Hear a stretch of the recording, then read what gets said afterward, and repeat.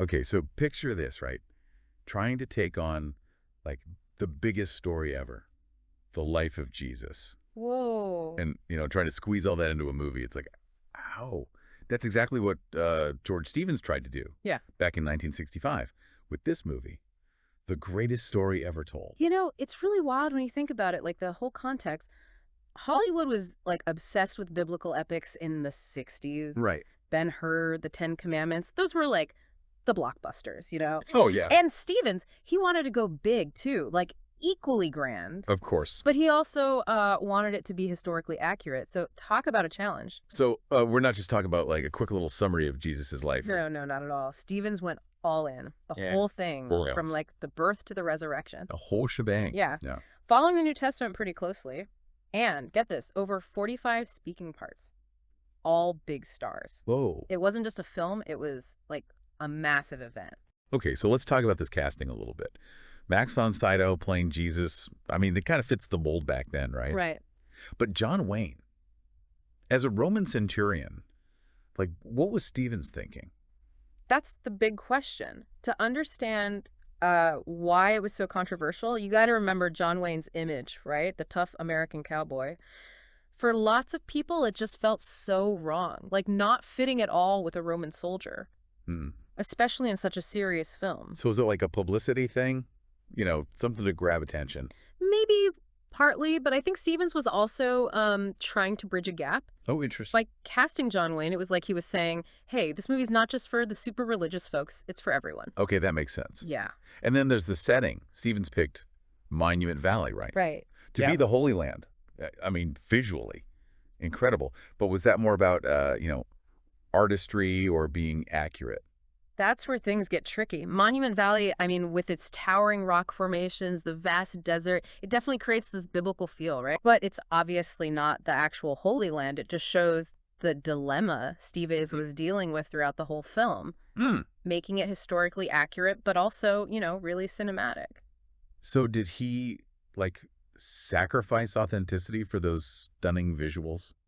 I wouldn't say sacrificed. All I right. think he was trying to find like a visual language that would really resonate with the audiences back then, but also still capture the scale of the story. And how do you think that worked out? For people watching it now, is it like a time capsule of 60s movies, or can it still take us back to the time of Jesus?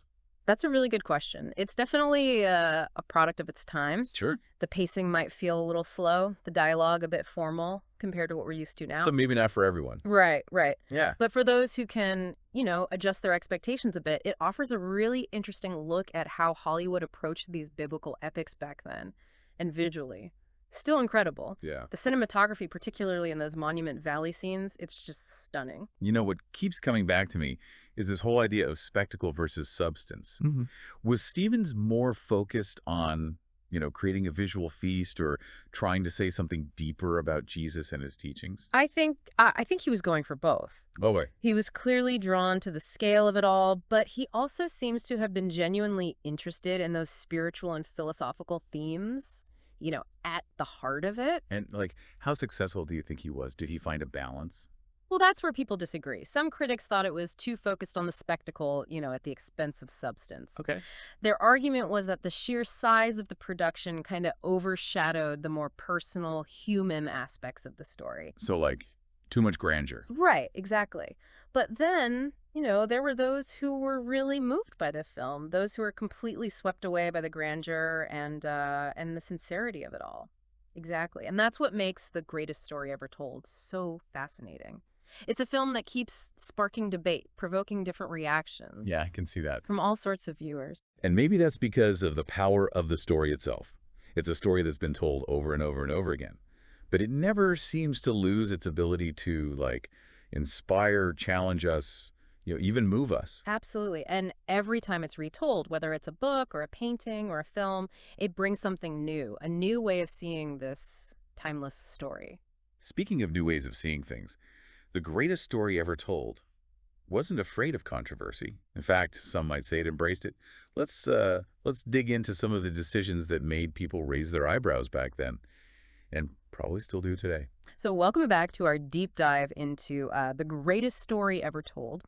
Before we took a break, we were just starting to get into some of those choices, that Stevens made, the kind of controversial ones. You think about the 60s, it was like a time of massive change. Civil rights, the Vietnam War, people were really starting to question authority.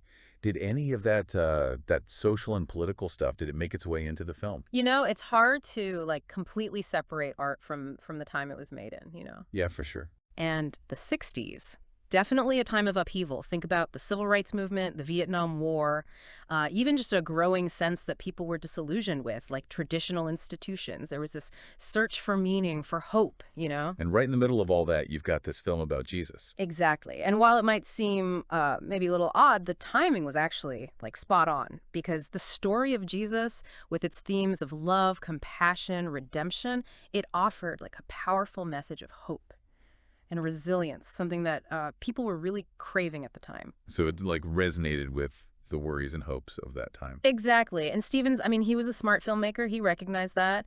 He wanted to make a film that would like speak to the people then while still staying true to the heart of the biblical story. So how did he do that? Walk that line? Well, look at the visuals, right? Okay. He used lots of wide shots, big camera movements to create this like epic feel. Think about those Monument Valley scenes. That was a style that was really popular at the time. You're right. It totally screams 1960s epic. Right.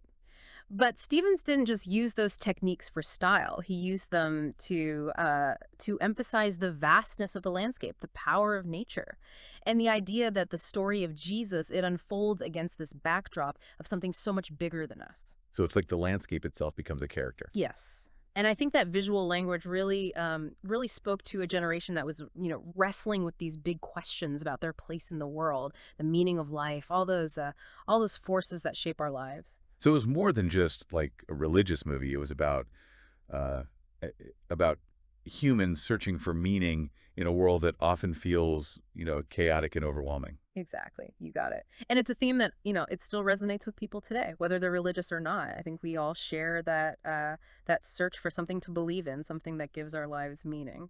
Speaking of meaning, one thing that struck me was how the Roman Empire is portrayed. It's not that typical, like, good guys versus bad guys thing you often see in these types of movies. Glad you noticed that. Stevens took a much more nuanced approach. He showed the Romans as this complex society with their own conflicts, power struggles. And there's even this, like, sense of sympathy for some of them, like Pontius Pilate. For sure. Pilate isn't just like a villain. He's a politician, a pragmatic one. He's stuck between a rock and a hard place. He has to choose between keeping the Jewish authorities happy and doing what he believes is right.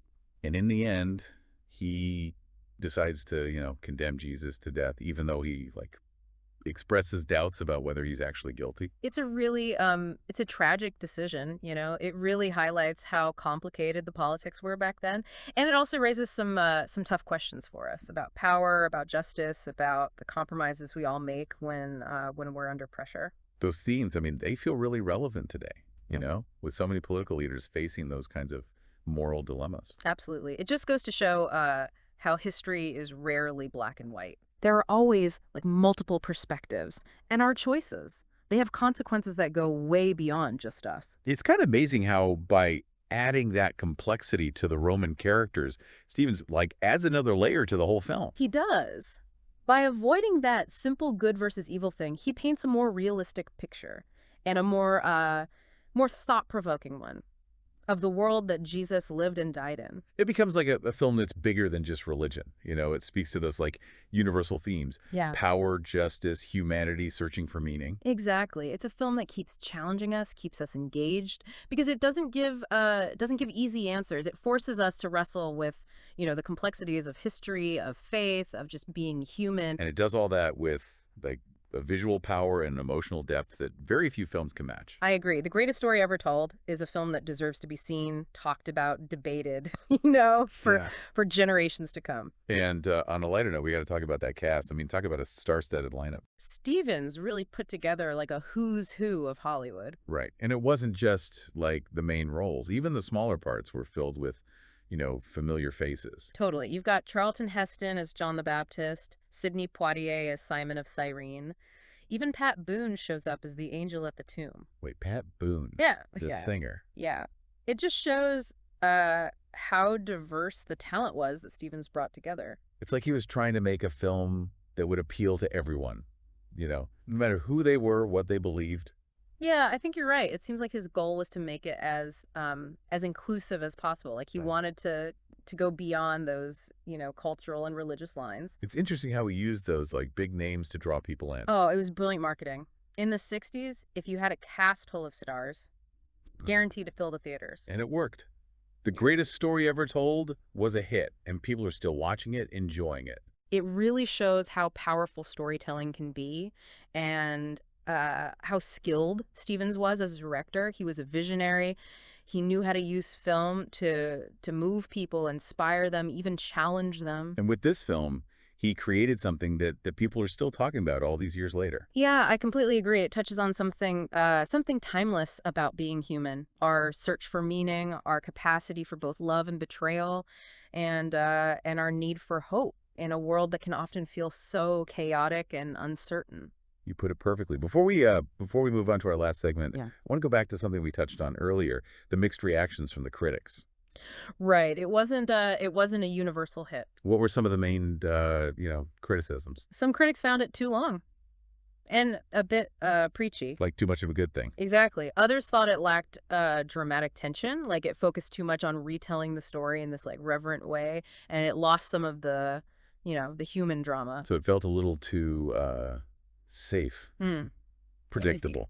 Yeah, that's a good way to put it. They felt like Stevens kind of hesitated to really explore those more complex, maybe even challenging parts of the story. But isn't that, that sense of reverence, that sincerity, isn't that part of what draws people to it? Oh, absolutely. For many, those are the very reasons they love the film. They appreciate how respectfully he handles the story and his genuine attempt to capture the spirit of the gospel.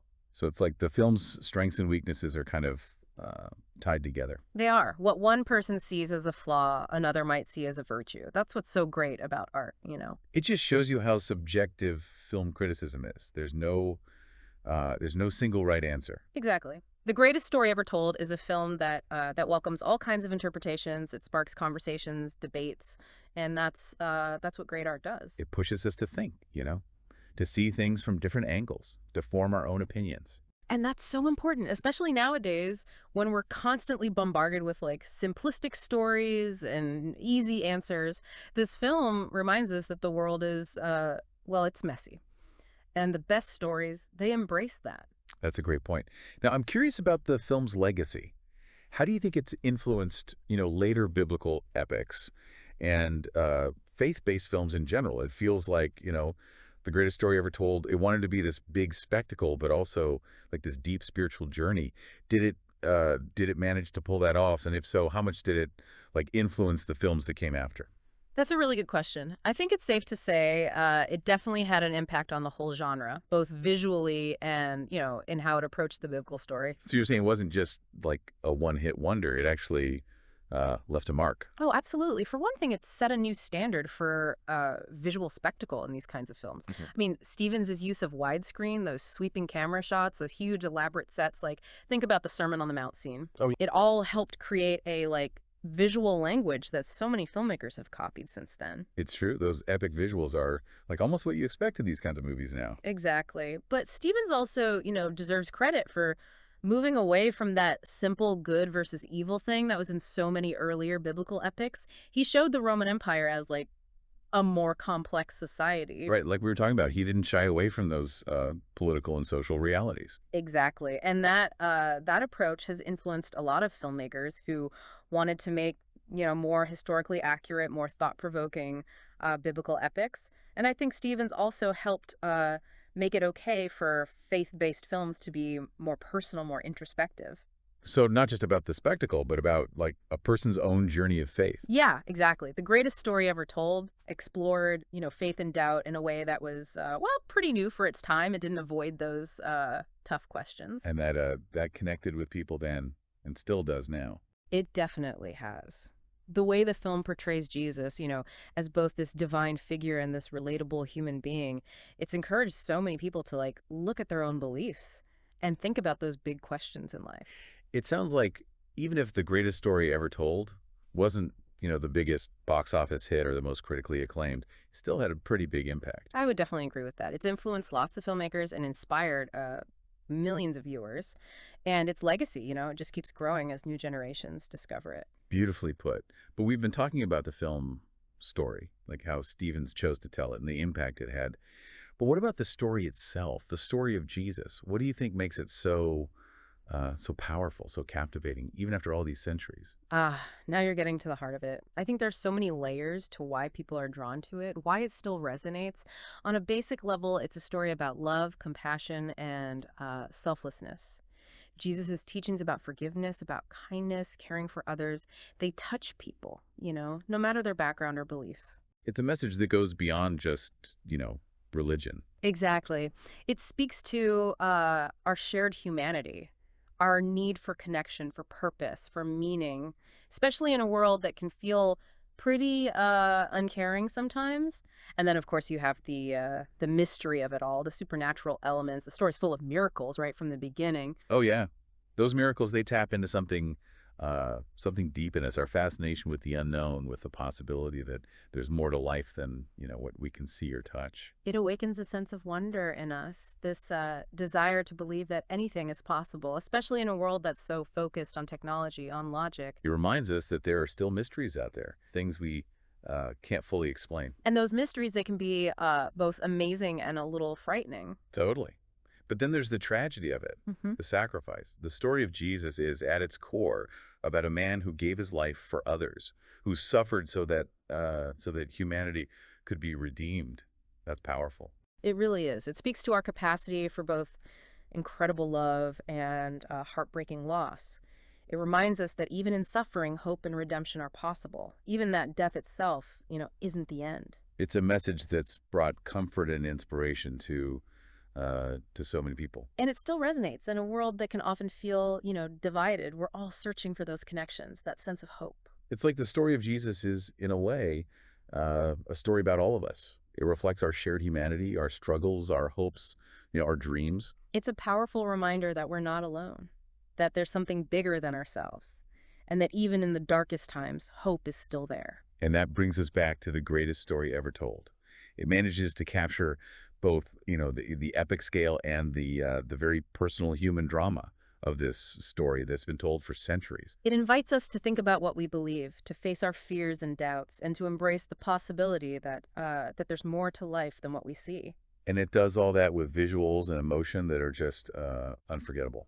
It's a film that stays with you. It sparks conversation, challenges what you think, and encourages you to live a more meaningful life. That's pretty amazing for any film, let alone one that's like over 50 years old. I know. The greatest story ever told really speaks to the power of stories and how art can change us. It reminds us that the best stories are the ones that stay with us, the ones that make us think and feel, even question things we thought we knew for sure. And those are the stories that end up shaping who we are and how we see the world. Well said.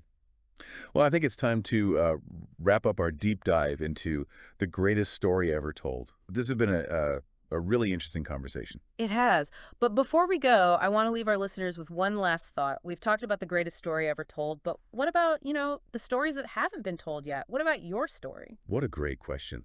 What stories from your life or from history do you think deserve to be up on the big screen? What makes a story truly great? And how do we capture that magic on film?